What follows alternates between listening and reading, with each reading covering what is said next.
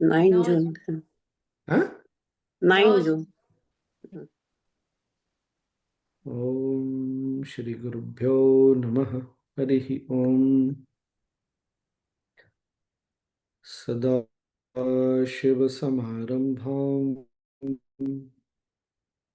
व्यामध्यमाम् अस्मदाचार्यपर्यन्तां वन्दे गुरुपरम्पराम्।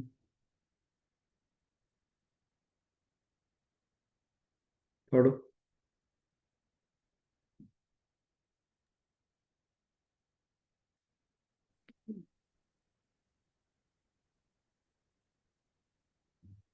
जून। वशिष्ठ ने कहा। बाली ने अपने आप से कहा, सौभाग्य से मुझे वह सब याद रहा है जो मेरे पिता ने मुझसे कहा था। अब विषयों के सुख की चाह मुझ में समाप्त हो चुकी है। मैंने सब कुछ छोड़ दिया है और सुखों का पीछा करने से मन को पूरी तरह से खींच लिया है। मैं अब सहर्ष अपनी आत्मा में रहूंगा। यह ब्रह्मांड मात्र मन की यह ब्रह्मांड मात्र मन की ही सृष्टि है। इसे छोड़ने में आखिर हानि ही क्या। यह निश्चय करके बाली ने दैत्यों के गुरु शुक्र का चिंतन किया। असीम चेतना में स्थित होने के कारण शुक्र सर्वव्यापी थे और वह जान गए कि मेरे शिष्य को इस समय मेरी आवश्यकता है। तत्क्षण उन्होंने अपने शरीर को भौतिक आकार प्रकार दिया और राजा बाली के सम्मुख जा विराजमान हुए। बाली ने कहा, आपके दिव्य तेज का परावर्तन ही है जिसने मुझे आपके सम्मुख यह समस्या प्रस्तुत करने के लिए प्रेरित किया है। मुझ में सुख की प्राप्ति की इच्छा नहीं और मैं सत्य की शिक्षा ग्रहण करना चाहता हूँ। मैं कौन हूँ, आप कौन हैं, यह संसार क्या है, कृपया मुझे यह सब बतलाएं। शुक्र ने उत्तर दिया, हे बाली, मात्र चेतना का ही अस्तित्व है। चेतना ही यह सब कुछ है। सब कुछ में चेतना ही व्याप्त है। मैं, तुम और यह संपूर्ण संसार मात्र चेतना ही है। यदि तुम नम्र और निष्ठावान हो तो तुम सब कुछ इसी से प्राप्त कर सकते हो। यदि नहीं तो और अधिक स्पष्टीकरण राख की ढेरी पर आहुतियां डालने के समान होगा। शुक्र के चले जाने के बाद बाली ने इस प्रकार विचार किया, मेरे गुरु ने मुझसे जो कहा है पूर्णतः उचित और सही है। निश्चय ही सब कुछ चेतना ही है और कुछ नहीं है। यदि चेतना पर्वत को नहीं स्वीकार करती तो वह क्या पर्वत के रूप में अस्तित्व में होगा। चेतना ही आप सब कुछ है। इसी चेतना के कारण ही मैं तरह तरह के संपर्कों में आता हूँ और उनका अनुभव करता हूँ, न कि शरीर के कारण। क्योंकि चेतना एक ही है, इसलिए कौन मेरा मित्र होगा, कौन मेरा शत्रु। यहाँ तक कि घृणा आदि प्रवृत्तियां भी चेतना ही तो है। इसलिए न घृणा ही है और मोह ही, न मन ही है और न उसके विभिन्न रूप। जब चेतना एक है, असीम है और विशुद्ध है तो विभिन्न रूप उसमें कैसे उत्पन्न हो सकते हैं। उसका नाम चेतना नहीं, चेतना तो एक शब्द है, उसका कोई नाम नहीं। मैं सनातन हूँ, ऐसा करता हूँ जो कर्म और विधेय से रहित है। मैं वह चेतना हूँ जिसकी अनुभव की लालसा समाप्त हो चुकी। किसी पदार्थ में होने वाली ऊर्जा की गति न लाभ ही है न हानि ही। जब चेतना ही सब कुछ है तो विचार उस चेतना का विस्तार या संकुचन नहीं करते। इसलिए मुझे तब तक सक्रिय रहना चाहिए जब तक आत्मा के सार तक न पहुंच जाऊं। इस प्रकार चिंतन करते हुए बाली ने ओम शब्द का उच्चारण किया और मौन होकर उसके सूक्ष्म रूप अर्थ पर विचार करने लगा। सभी प्रकार की शंकाओं से वह मुक्त हो गया। उसकी सभी इच्छाएं और संकल्प शांत हो गए। फिर वह, बाली, परम स्थिति में अवस्थित हुआ, जिस प्रकार वायु विहीन स्थान पर लौ शांत रहती है, इस प्रकार लंबे समय तक वह स्थित रहा। अंत में क्या है, तो ध्यान की प्रक्रिया बता दी। जब भी ध्यान करना हो तो सारा अपना संकल्प वगैरह छोड़ के ध्यान करना चाहिए। अच्छा, इंग्लिश वाला सुधा जी आप पढ़ रही हैं, वो जो अ, शुक्राचार्य जी जो बाली को बोल रहे हैं कि अगर तुम में नम्रता और निष्ठावान है, इसको इंग्लिश में क्या बोला है?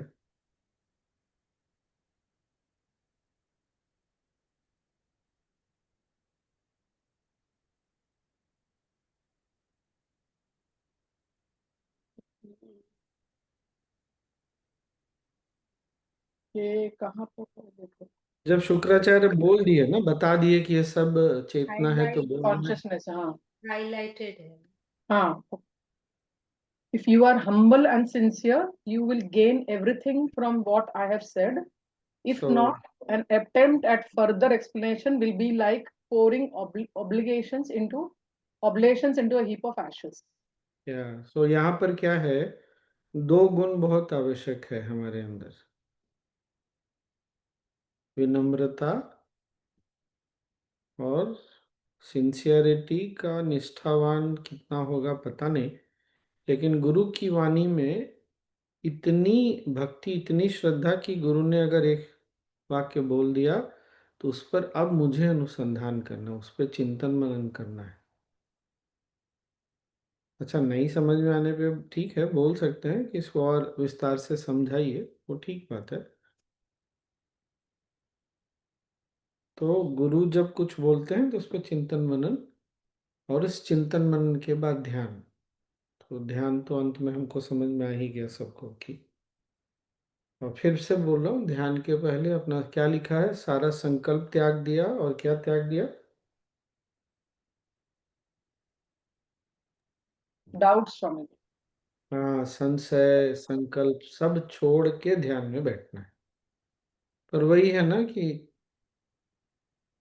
बाली की अवस्था बहुत आगे की अवस्था है, मन हमारा इतना आसानी से मानता नहीं, इसीलिए प्राणायाम करो, क्रिया करो, स्वामी जी, पद्मसार। यहाँ पे ऑब्जेक्ट ऑफ मेडिटेशन क्या हो सकता है?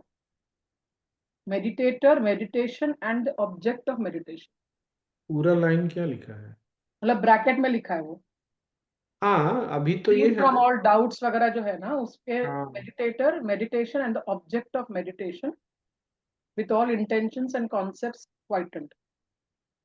हाँ, अभी तो बाली जिस ध्यान, यहाँ पर जिस ध्यान का के बारे में बता रहे हैं, वो ओम पे ध्यान कर रहे हैं ना। हम्म। तो ओम ऑब्जेक्ट ऑफ मेडिटेशन हो गया, लेकिन फिर उसको भी छोड़ना पड़ता है। जैसे हम सहज समाधि में मंत्र का उपयोग करते हैं बहुत बार, दूसरे ध्यान में, हरिओम ध्यान में भी मंत्र का उपयोग करते हैं। मंत्र लेके छोड़ देना है, मंत्र को पकड़े नहीं रहना है, तब वो हमको पार लेके जाता है। चले ही जाते हैं, पकड़े रहने से फिर रह जाते हैं। So maybe the last three lines, this is like the state of what we go through when we start our meditation. क्या पढ़िए?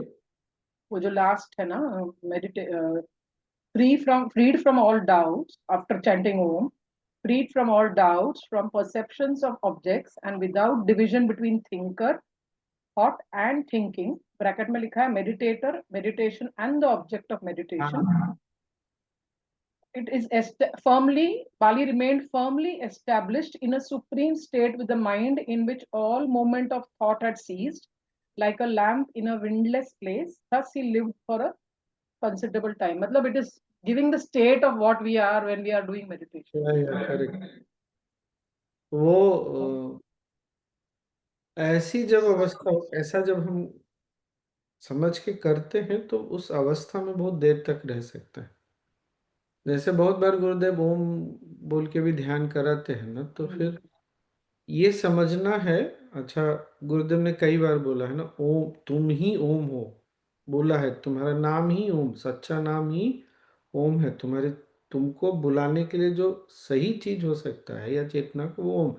मतलब जब ओम बोल रहे हैं या कोई मंत्र ले रहे हैं सहज का, तो ऐसे नहीं कि कहीं और किसी और को बुला रहे हो, वो शब्द अलग नहीं है, मैं अलग नहीं हूँ, सब एक ही है जो अभी मैं बोल रहा था। तो फिर उसके द्वारा हम आगे बढ़ जाते हैं। तो मुझे उस स्थिति में ही कॉन्शियसनेस वाला चीज समझ में आ रहा है। उसके पहले when you are reading it's not, you are not understanding. पढ़ो, आगे पढ़ो।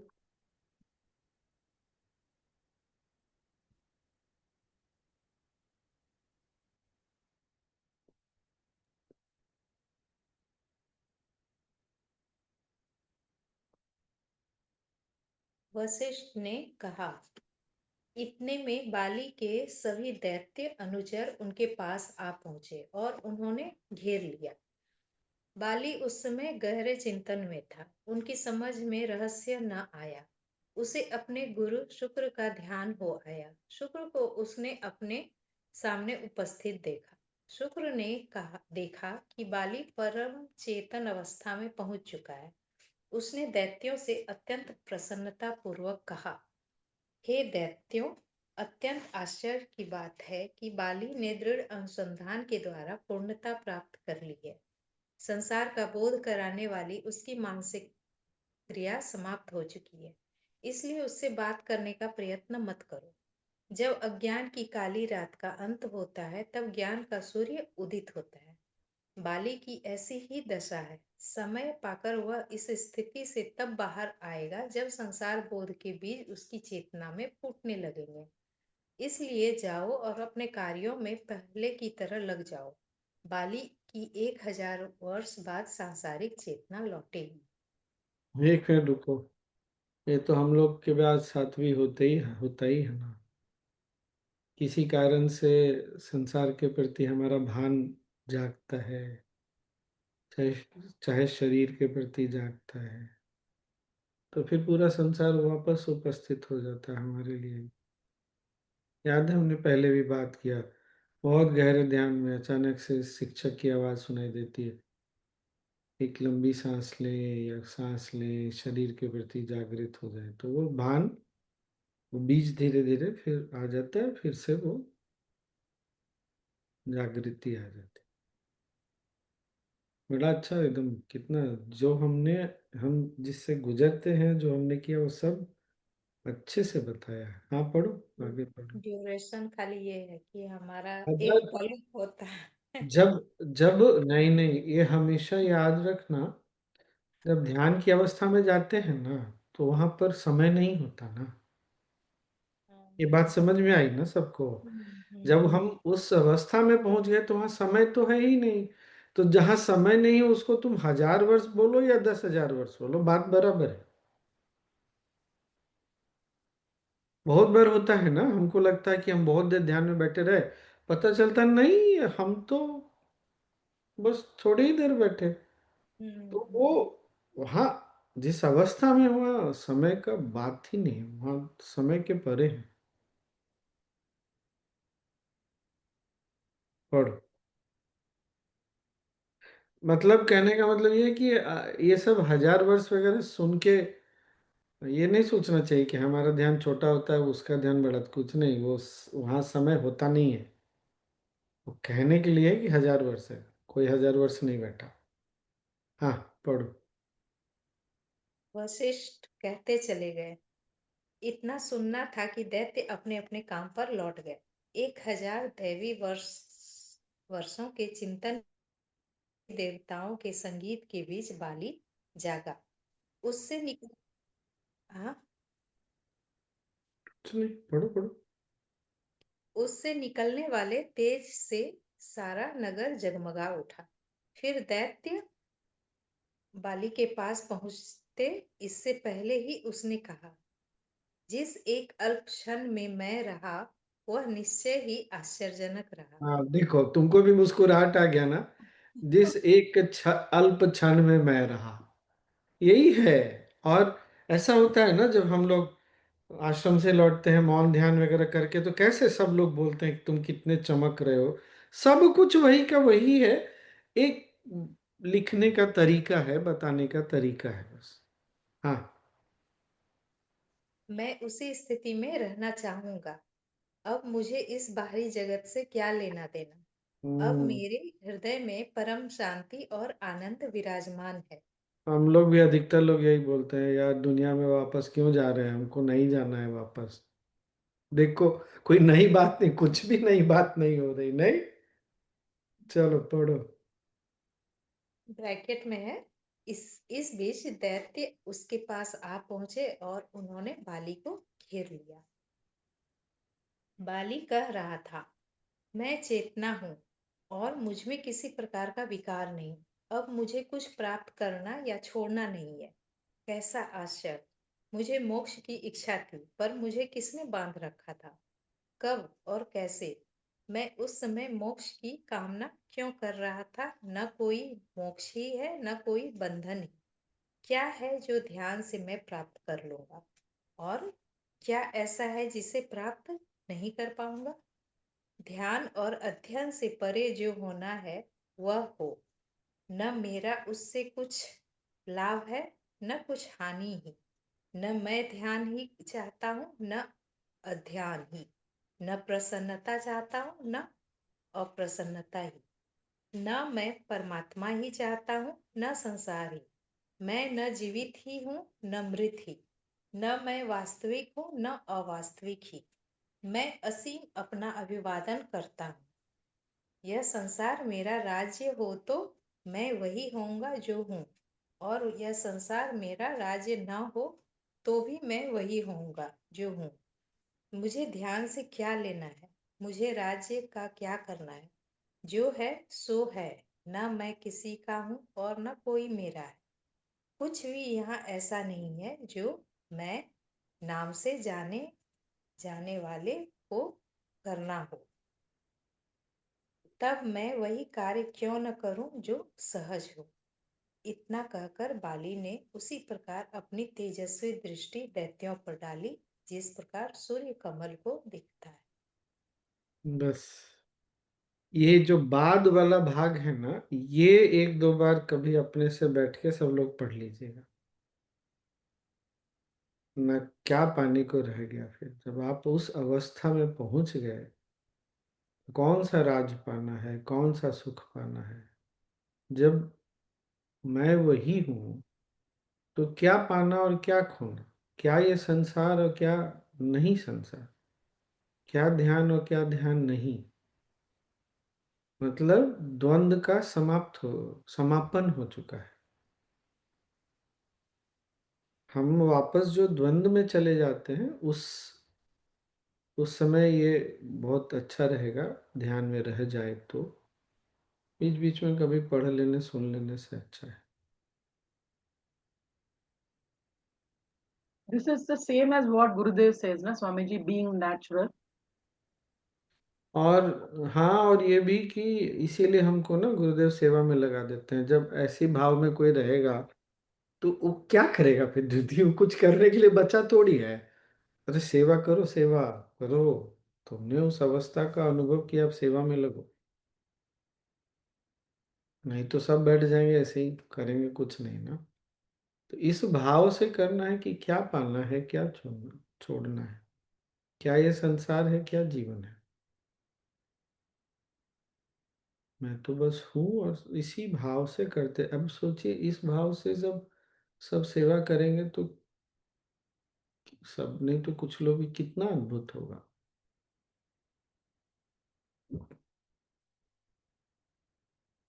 स्वामी जी, सामने में 1000 लोग बैठे हों चाहे 10 लोग बैठे हों, क्या अंतर पड़ता है? हाँ। ये जो भाव हो रहा है, तो ये सेवा के प्रति भी ये भाव आता है हाँ ना। तो होगा, फिर उसी भाव में करते रहना है।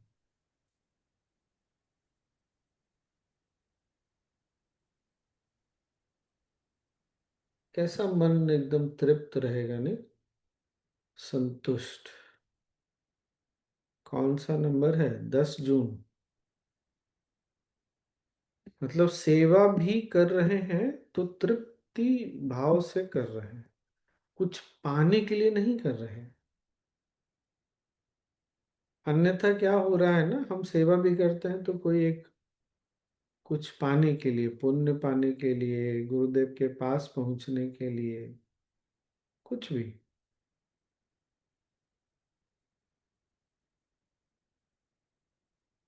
वो सब नहीं।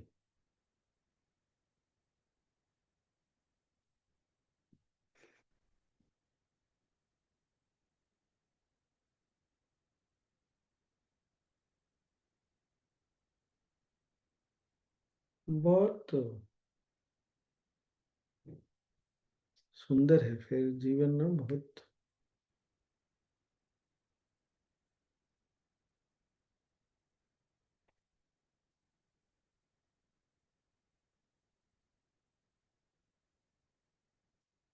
तो आज के लिए इतना। कल कितने बजे मुझे जाना है ये नहीं पता, एक बार पूछ लूंगा मैं, फिर बताता हूँ। कल भी हो जाए तो अच्छा ही है। और कुछ?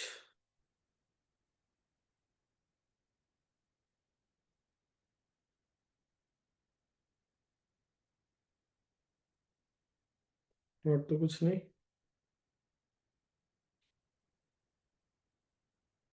क्या करें, ध्यान करना है क्या? चलिए थोड़ा ध्यान कर ही लिया जाए।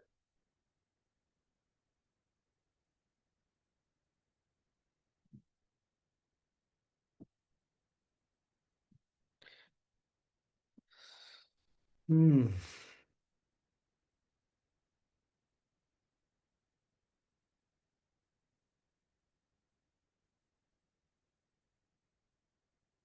आंखें बंद।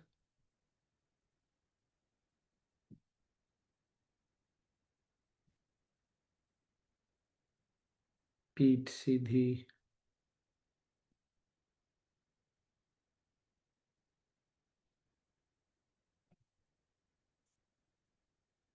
दोनों कंधे ढीले हैं। दोनों हाथ विश्राम पर। और चेहरे पर एक हल्की मुस्कुराहट।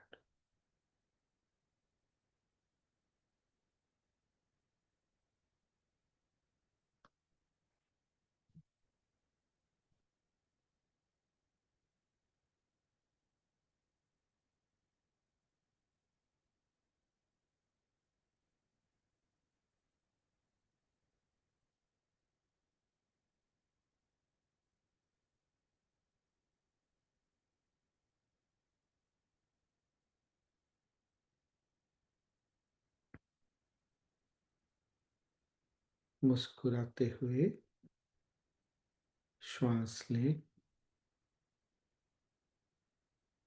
और मुस्कुराते हुए श्वास छोड़ें।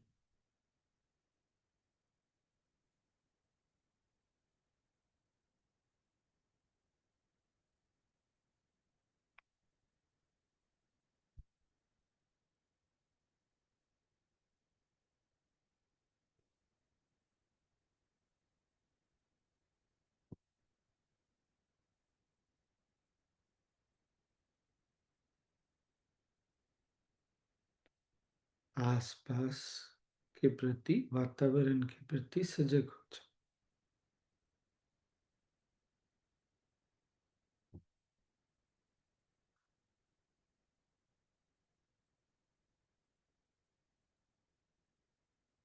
जो कुछ भी आवाजें हैं, आप जहाँ बैठे हैं,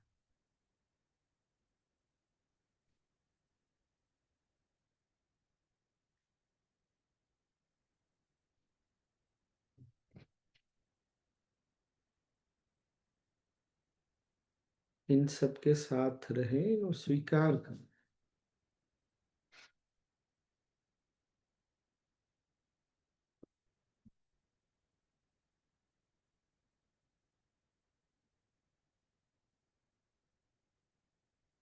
एक धीमी लंबी सांस लें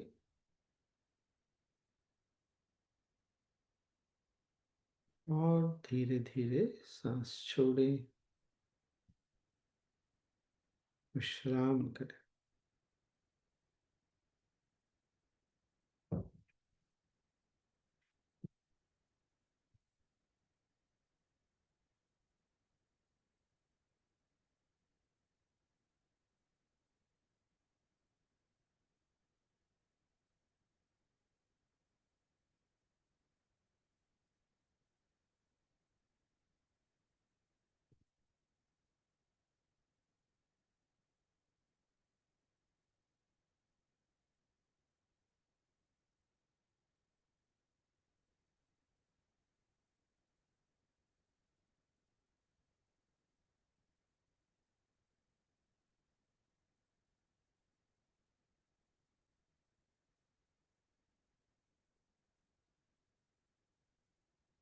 एक और श्वास ले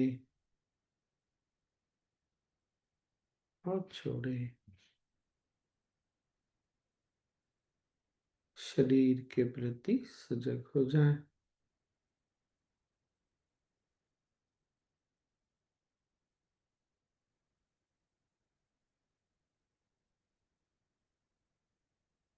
अगर शरीर में कहीं कोई संवेदना है, तनाव है, उसको रहने दे। कुछ पल के लिए सब स्वीकार कर ले।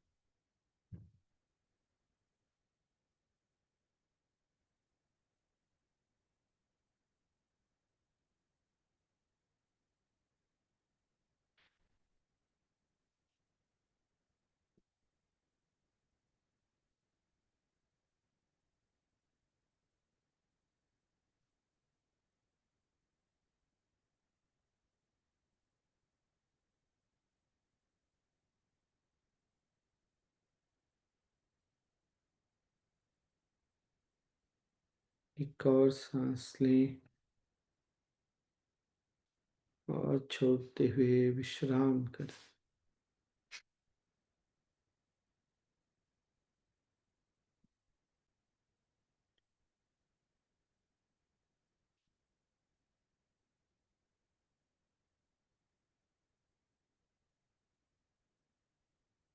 यह शरीर प्रकृति की एक अनमोल देन है।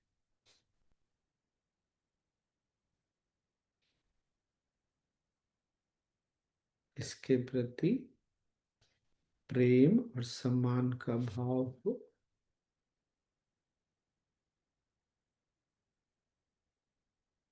विश्राम करें।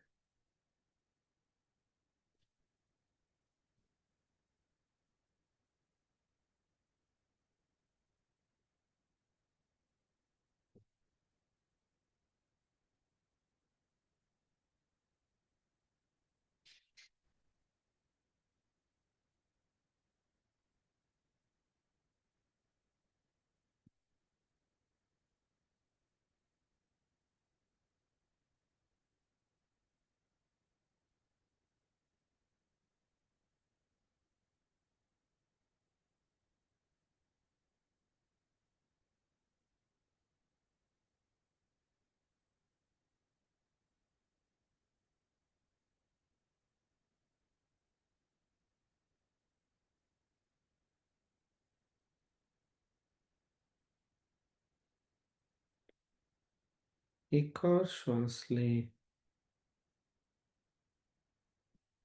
और छोड़ें।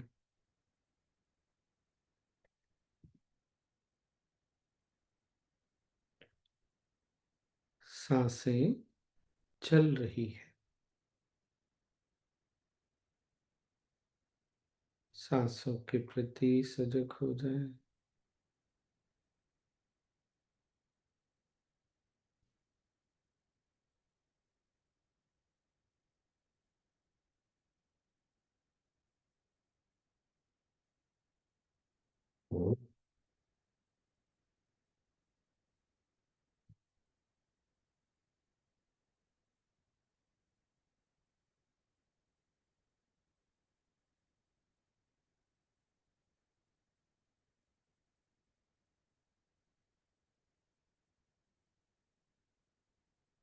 सांसों को देखते जाए।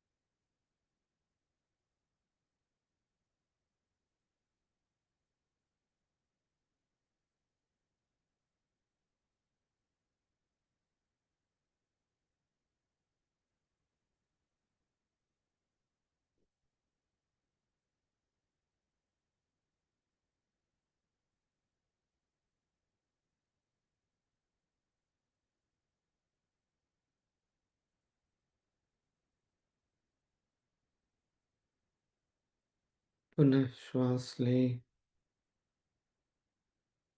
और छोड़ें। मन के प्रति सजग हो जाए।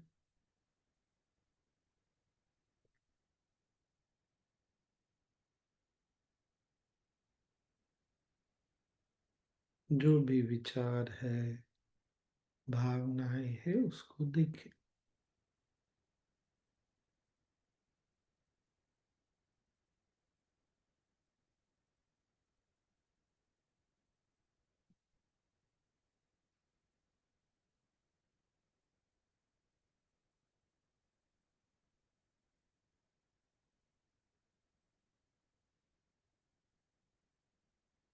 कुछ सकारात्मक या नकारात्मक।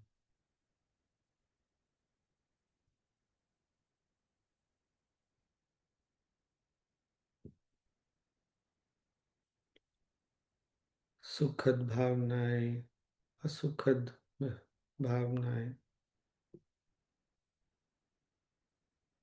या कुछ और।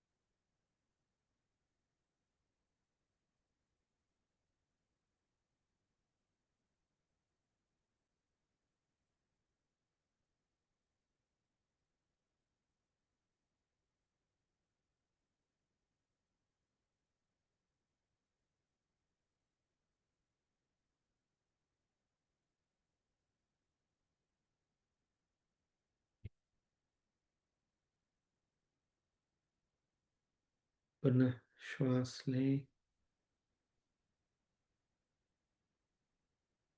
और छोड़ते हुए सारा प्रयास, यत्न छोड़कर विश्राम करें।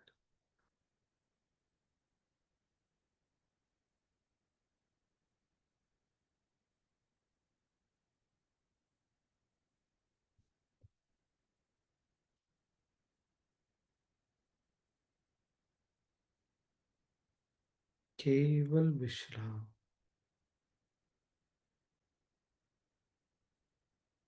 गहरा विश्राम।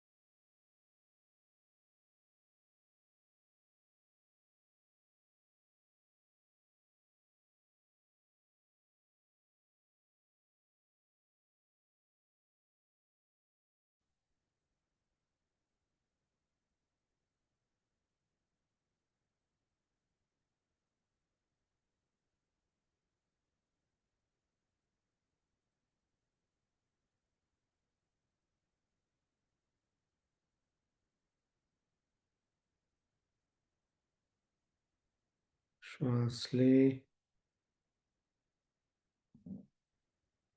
और छोड़ते हुए शरीर और आसपास के प्रति सजग हो जाए।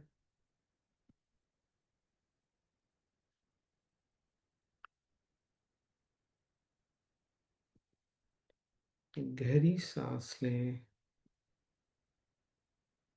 और छोड़ें। धीरे धीरे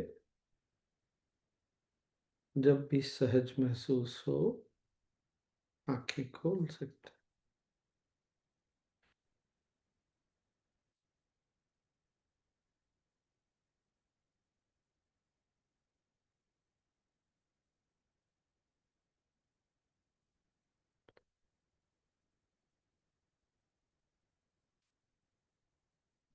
जय गुरुदेव।